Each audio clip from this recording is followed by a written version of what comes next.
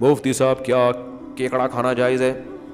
فقہ حنفی میں صرف مچھلی کھا سکتے ہیں, مچھلی کے علاوہ کچھ بھی نہیں کھا سکتے, نہ جھینگا نہ کیکڑا نہ کچھ اور اس کے دلائل بھی بڑے مضبوط ہیں. باقی امام شافعی کی رائے میں جائز ہے کھانا, تو ایک فقہ کو فالو کریں, پھر ساری پابندیاں اسی کی. جھینگا کھانے کے لیے شافعی بن جاتے ہیں, کیکڑا کھانے کے لیے امام شافعی بننا ہوا ہے. اور جب خون نکلتا ہے باڈی سے یا کسی بچی کو ہاتھ لگایا تو کہتے ہیں امام شافعی کے, خون نکلا باڈی سے تو اب کہتے ہیں امام شافعی کے ہاں وضو نہیں ٹوٹتا. ایسا ہی ہے نا, امام شافعی کے یہاں بلڈ نکلنے سے وضو نہیں ٹوٹتا, تو کبھی شافعی بنتا ہے کبھی حنفی بنتا ہے, یہ ٹھیک نہیں ہے. ایک فقہ کو فالو کرو. تو یہاں بر صغیر میں 99% لوگ اہل سنت میں فقہ حنفی کو فالو کرتے ہیں, بلکہ اس سے بھی زیادہ. باقیوں کا ریشو تو 1% سے بھی کم ہے. تو ایسے میں آپ جب ایک فقہ کو فالو کر رہے ہو تو پھر پوری پابندیاں اس کی لو. ایک صاحب کہنے لگے سعودی عرب کے علماء جو ہے وہ کہتے ہیں کہ مچھلی کے علاوہ بھی سب چیزیں حلال ہیں, وہ یہ بھی کھا لیتے ہیں گو. تو میں نے کہا بھائی پھر سعودی عرب کے علماء تو یہ بھی کہتے ہیں کہ ایک نماز چھوڑنے سے انسان کافر ہو جاتا ہے, نکاح بھی ٹوٹ جاتا ہے. شیخ بن باز کا تو یہ فتویٰ ہے. کہنے لگے یار یہ تو میں نہیں مانتا. میں نے کہا پھر یہ کیکڑا کھانے کے لیے آپ سعودیہ کے فتوے کو مان رہے ہو؟ نماز جب چھوٹتی ہے, نکاح بھی گیا آپ کا, سارا دن بیٹھ کے نکاح کی تجدید ہی کرتا رہے گا, اتنا مہر کہاں سے لائے گا؟ ہر دفعہ نکاح میں نیا مہر رکھنا پڑتا ہے, کروڑوں روپے کا مقروض ہو کے دنیا سے جائے گا. تو ایک فقہ کو فالو کرنا چاہیے. چاروں فقہ درست ہیں لیکن فالو کس کو کرنا ہے؟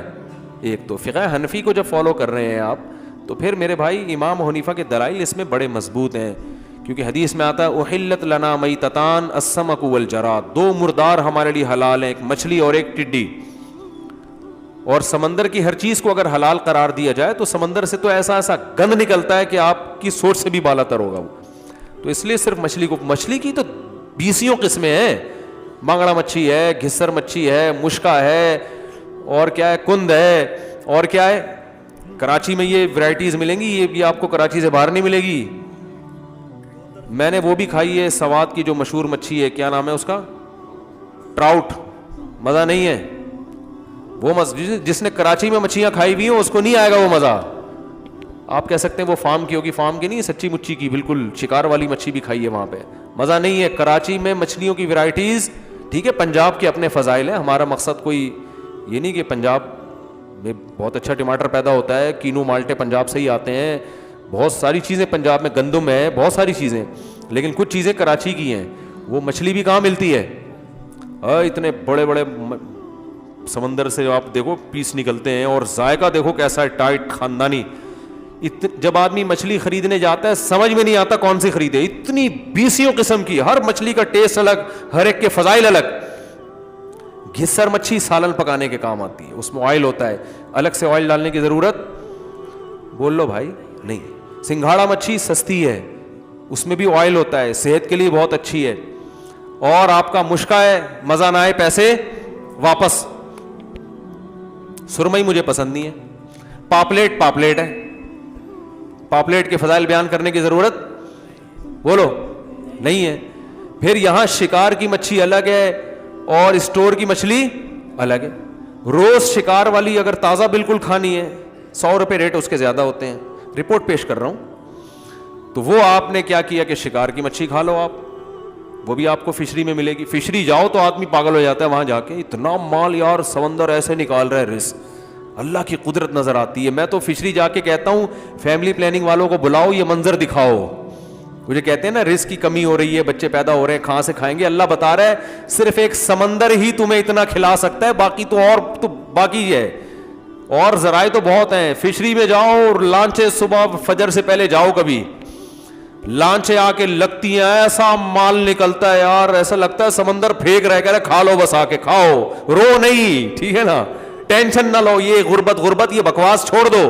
سمندر بزبان حال بتاتا ہے, آ جاؤ لے جاؤ. یہ سرمئی کی لاٹ نکل رہی ہے, یہ پاپلیٹ کی لاٹ کیسے لگی ہوئی ہوتی ہے وہاں پہ, ایسا مزہ آتا ہے. میں تو ویسے بھی جاتا ہوں فشری, بتا کے نہیں جاتا, سب لوگ پہنچ جاتے ہیں پھر.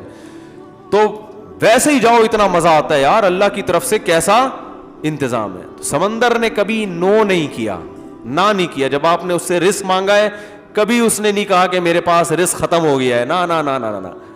سمندر ہمیشہ خوش کرتا ہے, کہتے ہیں لے جاؤ بھائی. تو مچھلیوں کی اتنی قسمیں ہیں, مجھے تو یاد بھی نہیں ہوتی. آنگڑا مچھی, بانگڑا مچھی, پتہ نہیں کون کون سی قسمیں. بنگلہ دیش کے لوگوں کو بہت اچھی طرح نام یاد ہوتے ہیں, وہ کانٹوں سمیت کھاتے ہیں. بنگلہ دیش کے لوگوں کو دیکھا مچھلی کھاتے ہوئے کبھی؟ کانٹوں والی مچھلی منہ میں رکھیں گے, چبا چبا کے کانٹے ایک طرف نکال کے پھینکے مچھلی. پتہ نہیں یار کوئی اندر آٹومیٹک آلات لگے ہوئے ہیں کیا ہیں جو کانٹوں کو ایک طرف کر رہے ہوتے. وہ بہت زیادہ کھاتے ہیں نا تو عادی ہو گئے ہیں, انہوں نے گھما کے کانٹے نکالے, مچھلی نکل گیا. پتہ نہیں کیسے کھاتے ہیں یار. تو اتنی قسموں کی مچھلیاں ہیں تو آپ کو کیکڑے کی طرف جانے کی ضرورت کیا ہے؟ تو ضرورت کیا ہے؟ تو احتیاط ہے, چھوڑ دو یار اس کو.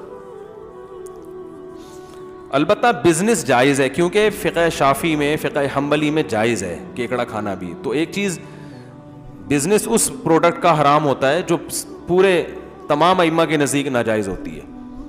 وہ ہوٹل میں ہم چند دن پہلے گئے کھانے کے لیے, تو اس نے کہا جھینگا لاؤں, میں نے کہا نہیں بھائی مچھلی لے آؤ.